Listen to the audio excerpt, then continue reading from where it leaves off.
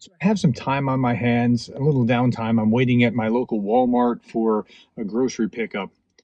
I keep turning my in my head over about Avdiivka and what happened in Avdiivka, and how when I read certain reports, it looks like, wow, you just really clobbered the Russians. But I know that Ukraine was taking some casualties too, and I know that probably more than what was reported. And I know that they're going to get a black eye in the Russian newspapers for having lost the ground around Avdiivka.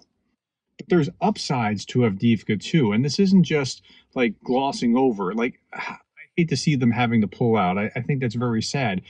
But some of the upsides are things like, what is the world thinking as they see them retreat?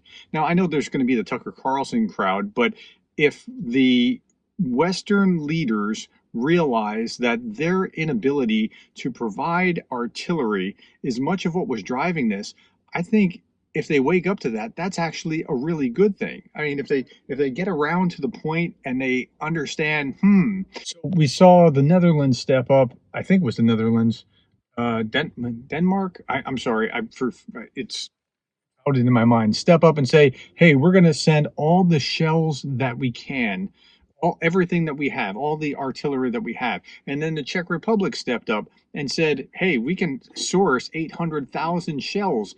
And so they're starting to gain some momentum, and they're not just relying on the US. And I don't want them to not be able to rely on the US. That breaks my heart as an American that this is actually happening. But Europe is stepping up as a consequence of seeing real results of what's really happening in this place. And Avdiivka, we might look back at it and see it as some sort of pivotal point or turning point where we started really thinking about the real consequences. And I think that there is something to that. I don't think it's just me trying to rationalize or gloss over. I think the Munich conference that just happened, they're really getting the lesson of Avdiivka. It's right there in front of their eyes. It was happening. I think some good will come out of it, as hard as this was. All right, so that's what I was thinking about Avdiivka. Tell me what you think about Avdiivka.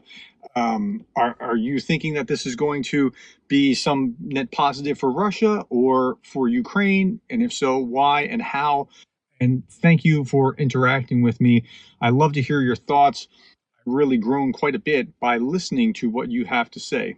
Thank you for the likes, the shares, the subscribes, and thank you for being the kind of person that cares about Ukraine.